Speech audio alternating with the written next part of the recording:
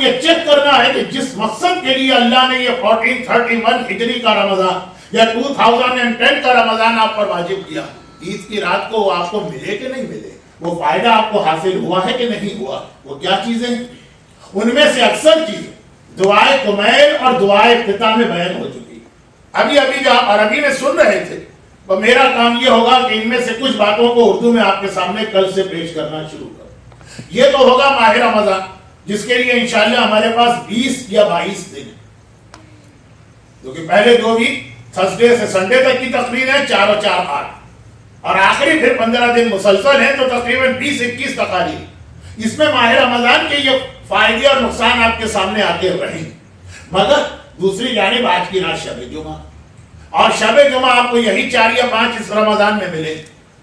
شب جمعہ کے اپنے 3 مقصد، دیکھیں رمضان کی ایک لسٹ آپ کو بنانا، وہ کل سے شروع ہوگی انشاءاللہ، پہلی بات شاید آج آ جائے، لیکن جس نیت سے آج میں پہلی بات بیان کروں گا وہ آدھا بیان ہو، باقی اس کا آدھا بیان پہلی بات کا بعد میں ہو۔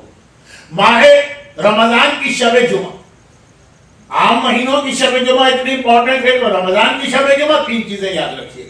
شب جمعہ امام زمانہ کو یاد کرنے کی رات، یہاں پہ شب جمعہ رمضان سے ملی، اس لیے کہ رمضان پورا 30 دن امام زمانہ کو یاد کرنے کا مہینہ۔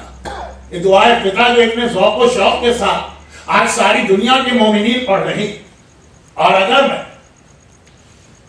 صحیح فیصلہ کروں یا میرا ججمنٹ صحیح، تو آج بھی جو اتنے سارے مومنین یہاں آئیں، ان کا زیادہ اصل مقصد رمضان کی دعاؤں میں شرکت کرنا ہے، جس میں دعائے افتتاح۔ شب جمعہ کا مقصد امام زمانہ کو یاد کرنا، دعائے افتتاح جو پورا 30 دن آپ کو پڑھنا ہے، اس کا مقصد امام زمانہ کو یاد کرنا۔ شب جمعہ کا دوسرا پیغام جو ہے وہ ہے دعا، خود دعا، کہ شب جمعہ وہ رات ہے جس کے بارے میں حدیث ہے کہ 6 دن لوگ انتظار کرتے ہیں کہ وہ دعا مانگتے ہیں اللہ قبول کرے کہ نہ کرے۔ شب جمعہ اللہ انتظار کرتا ہے کہ میں دینے کو تیار ہوں، کوئی مانگنے والا میرے پاس آ بھی رہا کہ نہیں آ رہا۔ اور دوسری جانب پورے رمضان کا یہی پیغام، رمضان کا ایک مقصد، پہلا نہیں، پہلا تو بعد میں آئے گا، ایک مقصد یہ کہ پورے 11 مہینے جتنے آپ کو پرابلم آتے ہیں، آپ کسے کہتے ہیں؟ آپ کا مطلب ہے خاص انڈیویجول نہیں، ہر مومن۔ اور اس وقت اجتماعی طور پہ ساری دنیا اسلام جس پرابلم میں گھری ہوئی، یہ سب اپنے بارے میں بھی غور کرو، اللہم اصلح کل فاسد من امور المسلمین۔ فلسطین سے لے کے، لبنان سے لے کے، عراق سے لے کے، ایران سے لے کے، افغانستان سے لے کے پاکستان کے صاحبان ایمان۔ تو خیر، شب جمعہ دعا کی رات، اور پورا ماہ مبارک رمضان دعا کا مہینہ۔ اور یہاں ایک ایک بات اس حوالے سے کہہ دیں، شب جمعہ 6 دن ہم نے انتظار کیا، اللہ نے ہماری بات قبول کی کہ نہیں۔ آج کی رات اللہ بیٹھ کے انتظار کرتا ہے پورے 52 شب جمعہ۔ لیکن ماہ مبارک رمضان کی شب جمعہ تو بڑی عجیب شب جمعہ۔ یہ روایت یہ ہے کہ اس کے ہر گھنٹے اللہ 70 لاکھ صاحبان ایمان کو جہنم سے نجات بھی دیتا ہے، اور 70 لاکھ دعائیں اس رات کو قبول کی جاتی ہیں۔ عام شب جمعہ دعا کی رات، ماہ مبارک رمضان کی شب جمعہ میں ہر گھنٹہ۔ اب اگر آج 8 بجے روزہ کھلا ہے، کبھی 9 بجے، پھر 10 بجے، 11 12، جس وقت بھی آپ کی توجہ ہو کہ کون سا گھنٹہ گزر رہا، دعا مانگو، بجائے اس کے کہ سارا سال آپ علماء کو پریشان کریں کہ مولانا فلاں پرابلم ہے کوئی دعا بتائیے، مولانا فلاں ٹینشن ہے کوئی دعا بتائیے۔ یہ شب جمعہ اور پھر ماہ مبارک رمضان کی شب جمعہ اسی کے لیے۔ اور یہاں پہ ایک ایک بات عرض کر دوں، تفصیل کا آج موقع نہیں، وہ یہ کہ میں نے پچھلے سال بھی پڑھا تھا اسی لاس اینجلس میں، اور اس سے پچھلے سال بھی پڑھا تھا، یہ تیسرا مسلسل سال ہے میرا لاس اینجلس، کہ رمضان میں جو سب سے بہترین موقع ہوتا ہے دعا قبول کرنے، وہ جس وقت آپ افطار کر رہے ہوتے ہیں، کھجور آپ کے ہاتھ میں ہے، اللہم لک صمت وعلی رزقک افطرت، یہ دعا آپ کی زبان پہ ہے، وہ بہترین موقع ہے اپنی ایک دعا قبول کروانے کا۔ روایتوں میں اس کے لیے ایک لفظ آیا کہ شاید آج کل اتنا اچھا محسوس نہ، کہ وہ وقت ہے کہ مزدور کو اس کی مزدوری اور اجرت ادا کی جا رہی، سارا دن آپ نے اللہ کے لیے محنت کی، اب پہلا موقع جو آپ کی مزدوری ملنے کا موقع ہے، اجرت ملنے کا موقع ہے، کھجور ہاتھ میں، اللہم رزقک افطرت کی دعا آپ کی زبان پر ہے، اس وقت اپنی کوئی پرسنل حاجت بہترین 30 دن میں یا 29 دن میں، کافی سالوں سے میں نے کبھی 30 دن کا رمضان تو ہوتے دیکھا نہیں، واللہ عالم کیا وجہ ہے،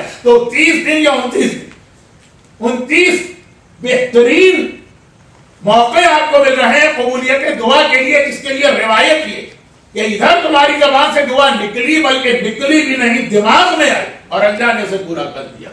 ये तो बात हुई रमजान और शब जुमा। मैं दुआ के मौजू पे बात नहीं कर रहा हूं, बल्कि मैं बात कर रहा हूं दुआ को नेग्लेक्ट किए जाने के या इग्नोर किए जाने के दो बेहतरीन मौके। दो मौके जहां दुआ फौरन कबूल होती है, हमारे उसको इग्नोर किया जाएगा। एक रमजान में खजूर हाथ में लेके इफ्तार का मौका।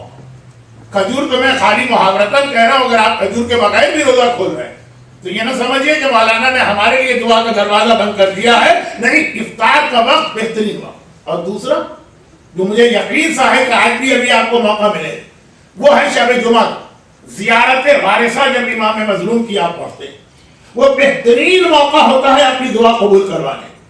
दुआए वारिसा, जियारत वारिसा हमने उस तरह से समझा ही नहीं जो जियारत वारिसा का हक बनता। नॉर्मली हमारे यहाँ लोग जियारत वारिसा क्यों पढ़ते हैं? मैं एक आम बात कह रहा हूं, किसी पर्सन के बारे में कोई फैसला नहीं दे रहा। इसलिए पढ़ते हैं कि जब से उन्होंने होश संभाला, शब जुमा अपने घरों में जियारत वारिसा देखी और शब जुमा मस्जिदों और इमामबाड़ों में जियारत वारिसा देखी। वो देखते आ रहे हैं, समझ रहे हैं कि शब जुमा का कोई अमल होगा, लेकिन इसकी हिकमत, इसकी फिलॉसफी, इसका मकसद, इसकी मसलहत क्या, वो बहुत कम लोगों को मालूम। और इसी का नतीजा ये दो छोटी बातें।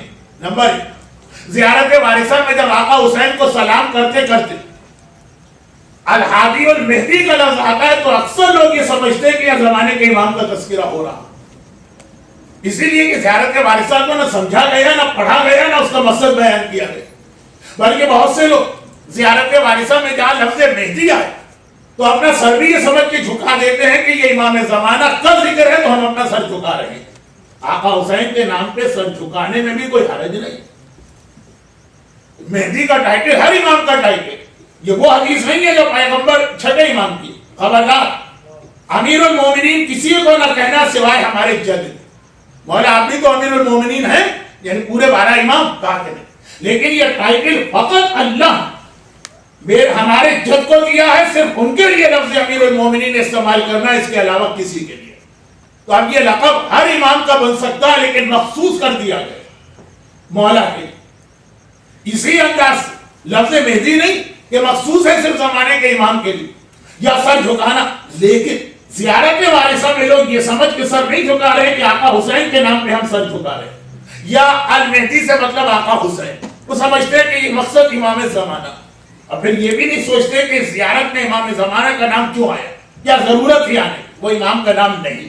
मगर मैं इस वक्त जियारत वारिसा की तफसील में नहीं जा रहा, मैं सिर्फ ये बता रहा हूं कि इतना अहम अमल और कैसा उसे इग्नोर किया गया कि किसी को न तर्जमा पढ़ने का मौका है, ना उसकी मसलहत समझने का मौका है, ना जियारत वारिसा के मैसेजेस के अंदर जाने का मौका।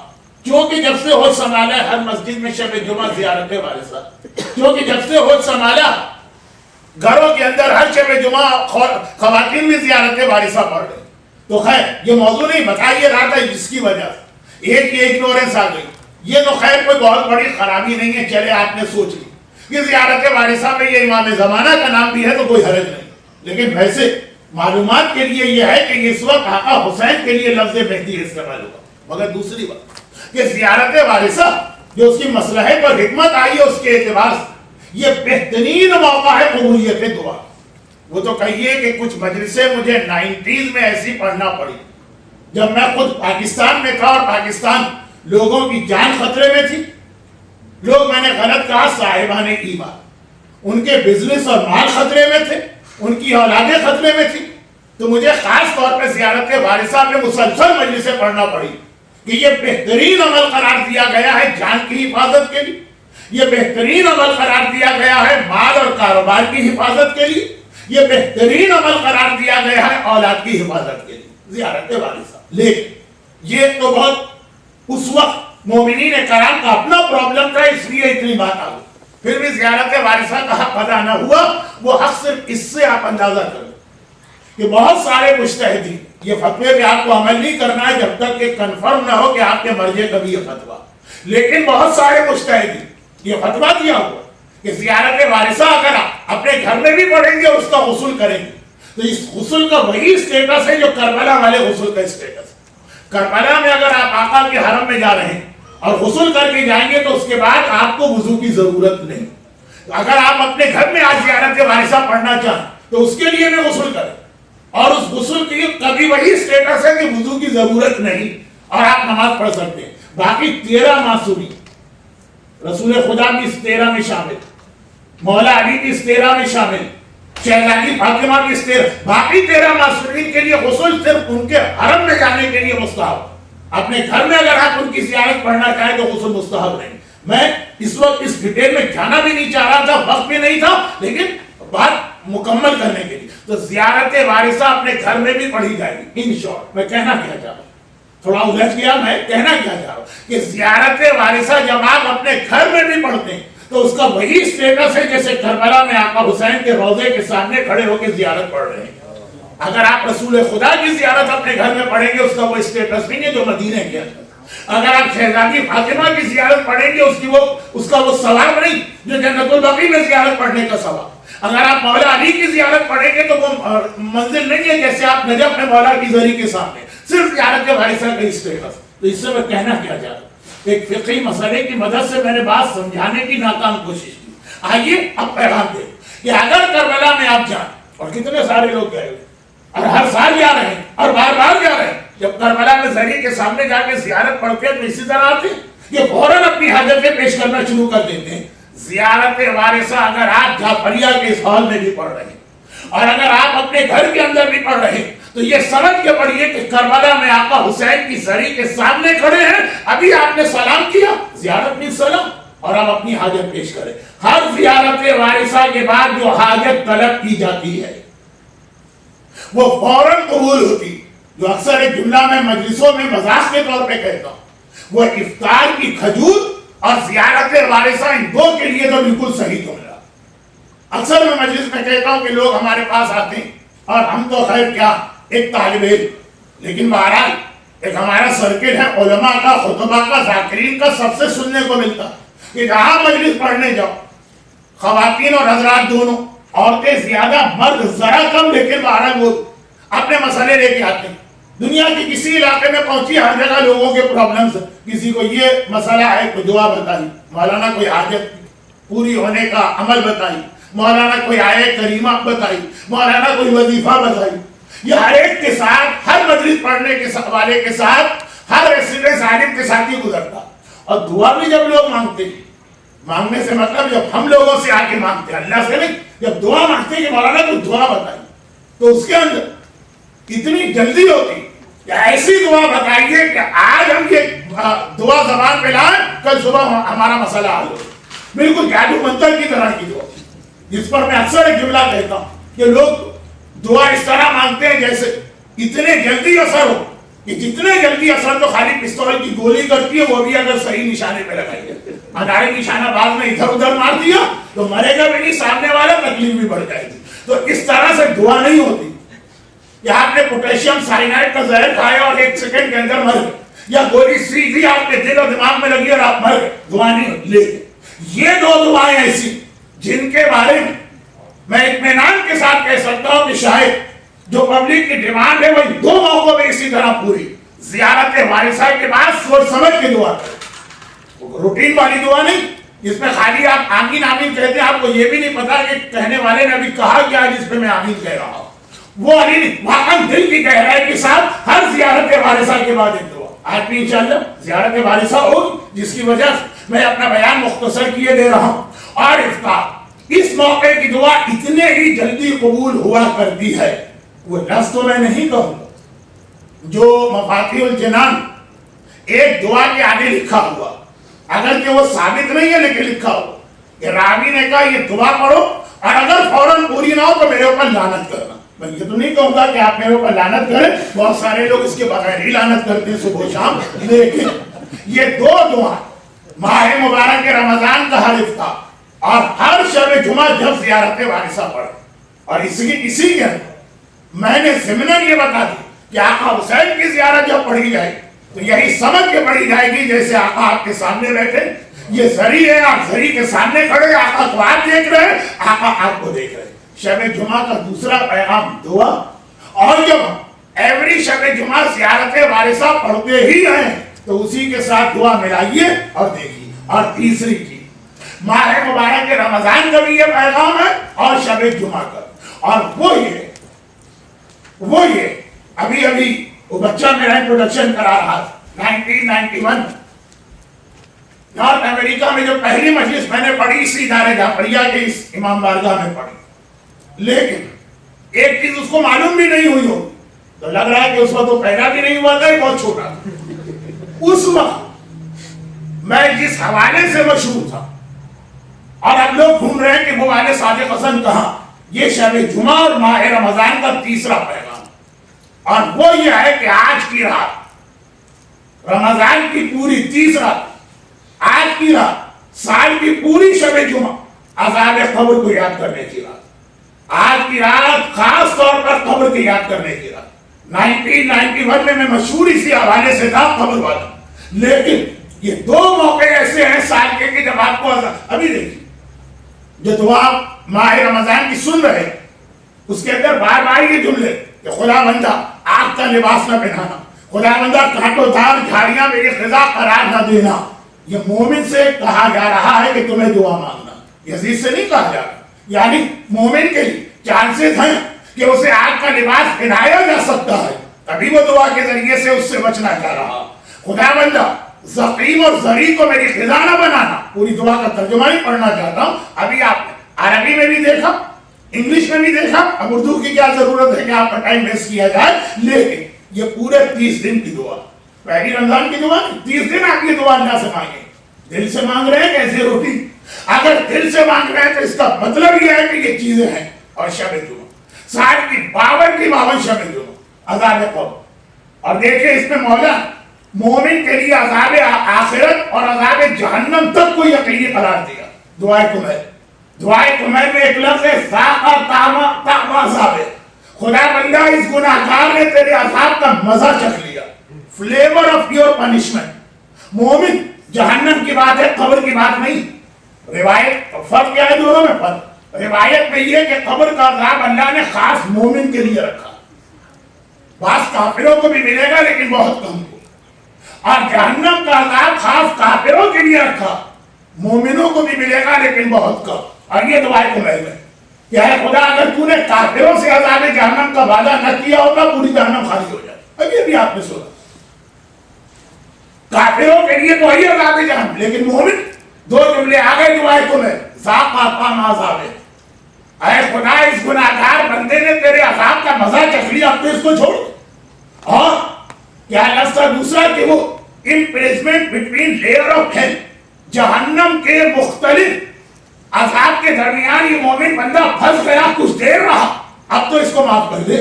یہ دو چیزیں مومن کے لیے، پوری جہنم نہیں ملے گی، عذاب جہنم کا مزہ ملے گا، وہ فلیور ہی اتنا خطرناک ہوگا کہ باقی تو ضرورت ہی نہیں ہے عذاب کی مومن کو۔ اور جہنم کے عذاب میں پھنسے گا ضرور، کتنا پھنسے گا یہ دعائے کمیر میں آیا۔ یہ دعائے کمیر آپ سن رہے تھے، آپ پڑھ رہے تھے تو کسی مذاق کے تحت پڑھ رہے تھے، روٹین کے تحت پڑھ رہے تھے کہ واقعی اس دعا کے اندر کوئی پیغام یہ ہے کہ ہر شب جمعہ یاد کرو۔ بندہ مومن کے لیے بھی عذاب جہنم پاسبل ہے، عذاب قبر تو ہی پر وہ تو رکھا ہی گیا ہے مومن کے لیے۔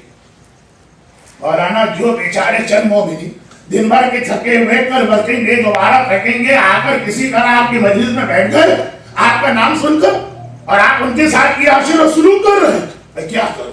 آج شب جمعہ نہ ہوتی تو میں خود اس جملے کا خیال کرتا، یہ میں اپنے آپ سے کہہ رہا ہوں، بس آخری جملے۔ تو آج یہ تیسرا پیغام، ہر شب جمعہ عذاب قبر کو یاد کرنا، اور ہر رمضان پوری 30 کے 30 راتیں اس عذاب کو یاد کرنا ہے جس سے بچنے کی دعا مانگی گئی۔ اور دیکھیں توجہ دیجئے، باقی سال میں ہم مختصر دعا مانگتے ہیں خدا میں عذاب سے بچا، رمضان میں تفصیل بتائی جا رہی ہے، یہ کپڑے ہوں گے جہنم کے، یہ غذا ہوگی، یہ پانی ہوگا، ایک ایک عذاب کو الگ الگ کر کے بتایا جا رہا تاکہ واقعا عذاب کا تصور ذہن کے اندر آئے۔ اس سے بچنا ہے ماہ مبارک میں، اور ماہ مبارک کا مقصد ہی اس عذاب سے اپنے آپ کو بچانا۔ یہ اللہ عذاب دینا نہیں چاہتا، وہ اس لیے کہ چیزیں آپ کے دماغ میں آئیں پھر آپ کی توبہ میں طاقت پیدا ہو اور پھر آپ معاف ہو جائیں. اسی لیے میرا آخری جملہ سنیے کہ اصل میں ماہ مبارک رمضان ایک کریم کا نام, اصل میں ماہ مبارک رمضان ایک سلیمنگ سینٹر کا نام, اصل میں ماہ مبارک رمضان سر میں لگانے والے تیل یا آئل کا نام.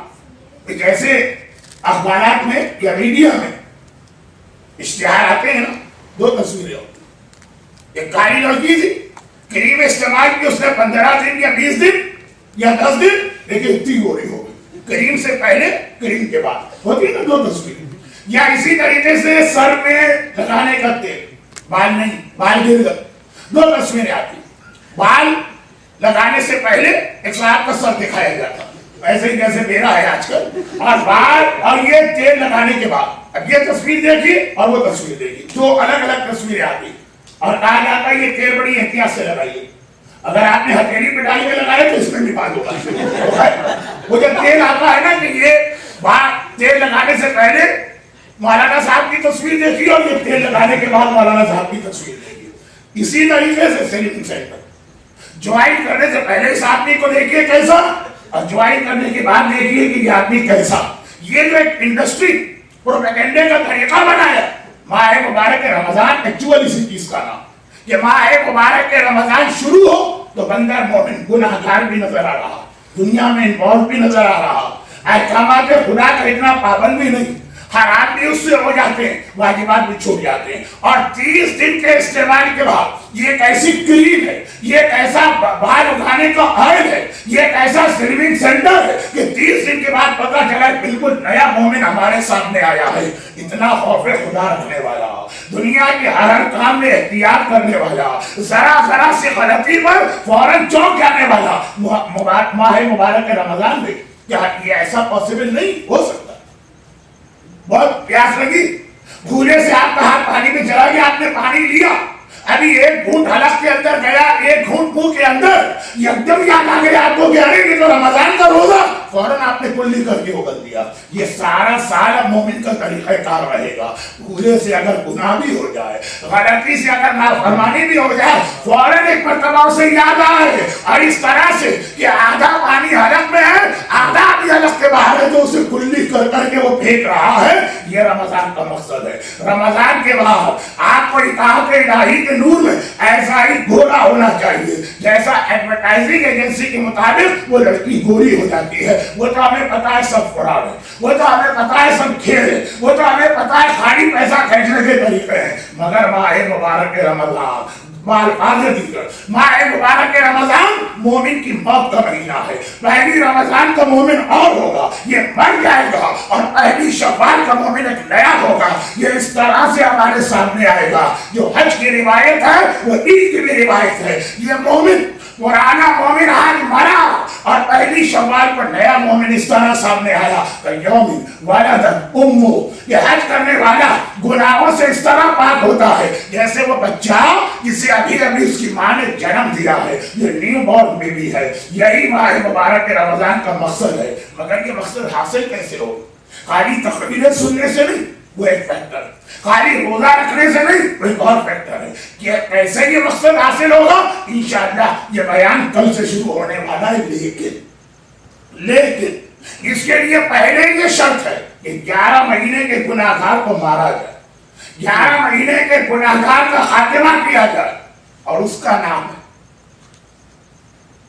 گناہگار کے مارنے کا نام ہے توبہ. توبہ ایک تلوار ہے جس کے ذریعے گناہگار مرتا ہے اور ایک بے گناہ معصوم اور ایک نیا مومن پیدا ہوتا ہے. ماہ مبارک رمضان استغفار کا مہینہ ہے, توبہ کرنے کا مہینہ ہے, اپنی غلطیوں کو یاد کرنے کا مہینہ ہے. بس آپ نے خالی یاد کیا اور گویا پرانا مومن مر گیا. اب ساری کوشش آپ کو اپنے آپ کو نیا بنانے کے لیے ہے. اور اسی ماہ مبارک کی اس پہلی تقریب میں میں دنیا کے سب سے بڑے گناہگار کا تذکرہ کر کے اپنی بات ختم کرتا ہوں.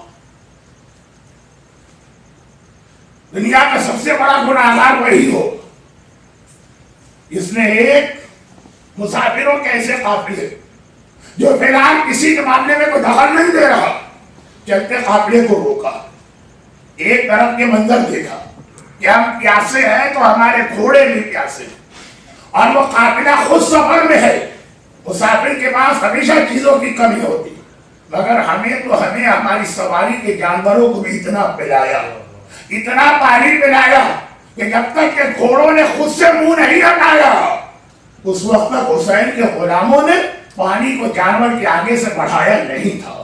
وہی تو ہو دنیا کے بہت بڑے گناہگاروں میں سے کہ ایک قافلہ چلا جا رہا اور اس طرح آگے بڑھ، وہ سردار قافلہ جس کی عظمت کو جانتا بھی ہے، جاہل نہیں، نادان نہیں، جملہ جو کہہ رہا ہے کہ اے رسول کے بیٹے اگر کسی اور نے میری ماں کا نام لیا ہوتا تو میں پلٹ کے ایسا ہی جواب دیتا، لیکن آپ کی نام ماں سیدہ نساء العالمین، میں ان کی شان میں جسارت سے گستاخی نہیں کر سکتا ہوں۔ جانتا ہے کس کو روکا اور اس طرح روکا کہ پورے کربلا کے واقعے پہلی مرتبہ زینب کبریٰ کے رونے کی آواز محفل و عماری سے باہر گئی اس وقت تھی جب انہوں نے لگام فرس پہ ہاتھ ڈالا۔ زینب کو بابا ابھی بتا چکا جب یہ قافلہ روکا جائے گا تو سمجھنا وہاں سے کربلا شروع ہو رہی۔ کیا دنیا کا سب سے بڑا گناہگار وہ نہیں ہو کہ جب 2 محرم کو حسین کو لے کے کربلا پہنچا ہے تو ابھی کوئی نہیں ہے سوائے حسین نے دریا کے قریب خیمے لگانا چاہے روکنے والا ہور تھا، ابھی شمر آیا ہی نہیں، ابھی ہمارے ساتھ آیا ہی نہیں، ابھی سے روکا جا رہا۔ اور شمر کس کے خط پہ آیا، ہمارے ساتھ کس کے خط پر آیا؟ یہ ہور ہے نا، ابن زیاد کو خط پہ خط بھیج رہا ہے، حسین آ گئے ہمارے قابو میں، میں کربلا میں لے کے آیا ہوں۔ یہ خط جاتا ہے کبھی پسارے ساتھ آتا، یہ خط جاتا ہے کبھی شمر آتا، یہ خط جاتا ہے کبھی حرملہ اپنی فوج لے کے آتا۔ ارے 7 محرم کو جب ہمارے ساتھ کے خیمے میں میٹنگ ہو رہی اور حسین کے بچوں پر پانی بند کیا جائے گا، کیا اس میں خور نہیں بیٹھا؟ اور ہے کسی روایت میں کہ اس نے اختلاف کیا یا اس نے کہا کہ نہیں بچوں میں پانی بند کرنا غلط؟ وہ ہر فیصلے میں برابر کا شہید۔ اتنا بڑا گناہگار بھی اگر توبہ اور استغفار کی تلوار سے اپنا گلا کاٹ کر حسین کی بارگاہ میں آ رہا تو ہم تو کچھ بھی نہیں اس کے مقابلے۔ بس طریقہ وہی ہونا چاہیے جو اس نے اختیار کی کہ ایک بار جب حقیقت سمجھ میں آئی اور اپنی غلطی کا احساس ہوا، ضد نہیں کی، ایکسکیوز پیش نہیں کیا، خوری کی طرح سے یہ نہیں کہا کہ سب یہی کر رہے تو میں کیوں نہ کروں، عمر سعد کی طرح یہ نہیں کہا کہ حاکم کا حکم تھا کیسے مخالفت کرتا، جیسے ہی غلطی سمجھ میں آ گئی فوراً حسین کی بارگاہ میں اور ایک ہی جملہ کہا، آقا کیا کائنات کا سب سے بڑا گناہگار تیری بارگاہ میں حاضر ہو سکتا ہے؟ وہ اتنا جملہ ہماری زبان میں اللہ جاری کروانا چاہتا، دل کی گہرائی سے، خالی عربی الفاظ سن کر نہیں، دل سے یہ جملہ کہے تو ایسا رتبہ ملتا ہے کہ حسین گھوڑے پر بیٹھے تھے، گھوڑے سے پیچھے آ گلے لگا کر کہا انت اخی فی الدنیا والآخرہ، اے ہو تو دنیا میں بھی میرا بھائی ہے اور آخرت میں بھی میرا بھائی ہے، مگر ہاں ایک جملہ ضرور کہا، اور آج میں اس بات پہ بڑا شرمندہ ہوں کہ کل میرا دشمن بن کے آیا تھا تو تیرے گھوڑے تک کو پانی پلایا تھا، اور آج میرا بھائی بن کے آ رہا ہے تو میں تیرے لیے بھی کوزہ آپ پیش نہیں کر سکتا۔ ہاں انہوں نے بتایا کہ پھر غلطی معاف بھی اس طرح کروائی جاتی ہے جیسی غلطی اتنی بڑی پینلٹی، انہوں نے بتایا غلطی معاف بھی اس طرح کروائی جاتی ہے۔ طیب نے کہا مجھے اپنی غلطی کا احساس ہے اور میں یہ چاہتا ہوں کہ میرا گناہ، ابھی الفاظ اس کے نہیں ہیں لیکن مفہوم اس کا ہے کہ میرا گناہ خالی زبانی طور پہ معاف نہ ہو، میں واقعاً اپنے گناہ کا کفارہ ادا کروں، اور اس کے لیے پہلے اپنے جوان بیٹے کو مرنے بھیجنا چاہتا ہوں۔ حسین نے کہا آج تو سب کو مرنا ہے، کوئی پہلے کوئی بعد میں، جہاں میں نے اجازت دی، لیکن جب ان کا جوان گھوڑے سے گرا اور اس نے صرف اتنا کہا بابا ذرا میری مدد کو آئیے، اب برداشت نہ کر سکا، ایک بار بے چین ہو کے کھڑا ہوا، آقا میرا بیٹا مجھے بلا رہا ہے، اتنی اجازت دیجیے کہ میں اپنے بیٹے کے سراہنے جاؤں۔ بڑا عجیب جملہ حسین نے استعمال کیا، اور بیٹھ جا بیٹھ جا، تو نہیں جائے گا میں جاؤں گا۔ ایک تو اس لیے بھی کہ تو میرا مہمان ہے، اور دوسرا اس لیے کہ جوان بیٹے کے لاشوں پہ بوڑھے باپ نہیں جایا کرتے ہیں، تیرے بیٹے کا لاشا میں اٹھا کے لاؤں گا۔ آقا حر کا بیٹا گرا تو یہ کہے کہ باپ کو روک دیا گیا، اور جب عمر گھوڑے سے زمین کربلا پہ گرا تو یہ بوڑھا باپ کس طرح سے جوان کے لاشے پر پہنچا ہو۔ الا ولعنۃ اللہ علی اعدائہم اجمعین۔ پروردگارا ماہ مبارک رمضان کی رحمتوں اور برکتوں کا واسطہ اور اتنے بڑے گناہگار خود کی خطا معاف ہونے کا واسطہ ہم میں سے ہر ایک جو یہاں موجود ہے اور یہاں موجود نہیں، زندگی میں ہم نے جیسے بھی گناہ کیے رحمت للعالمین اور ان کے شفاعت کرنے والے بیٹے حسین مظلوم کا واسطہ ان تمام خطا اور گناہوں کو معاف فرما۔ آج سے مرتے دم تک ہمیں اپنی شریعت، رسول کی سنت اور حسین کی سیرت پہ عمل کرنے کی توفیق عطا فرما۔ پروردگارا اس وقت دنیا کے حالات خاص طور پر صاحبان ایمان کے بڑے نازک و خطرناک ہے، جہاں جہاں محبان اہل بیت اور اللہ تعالیٰ نے ایمان میں مظلوم ہے، خاص طور پر عراق اور پاکستان کے مظلوم صاحبان ایمان، انہیں اپنے حفظ و امان میں فرما اور ان سارے ظالموں کو نیست و نابود فرما۔ خدا بندہ جو مومنین اور مومنات آج کی اس مجلس میں موجود ہے، خدا بندہ ان کی ساری دعائیں قبول فرما، ان کے تمام مرحومین کی مغفرت فرما، جن کی جانب سے آج افطار کا اہتمام تھا ان کے خاندان کے تمام مرحومین، خاص طور پر جن کا یہ سارے ثواب ہونے والا، ان کو اعلیٰ علیین میں جوار اہل بیت اطہار سے مدد فرما۔ خدا بندہ ہم نے جو روزگار کی کسی پریشانی میں مبتلا ہے، حسین کے بچوں کی بھوک اور پیاس کا واسطہ ان کی اس پریشانی کو دور فرما۔ پروردگارا تجھے واسطہ حسین کی ننھی سکینہ کو، صاحبان ایمان کو اولاد کی ہر پریشانی اور مسئلے سے محفوظ فرما اور ظہور امام زمانہ میں تعجیل فرما۔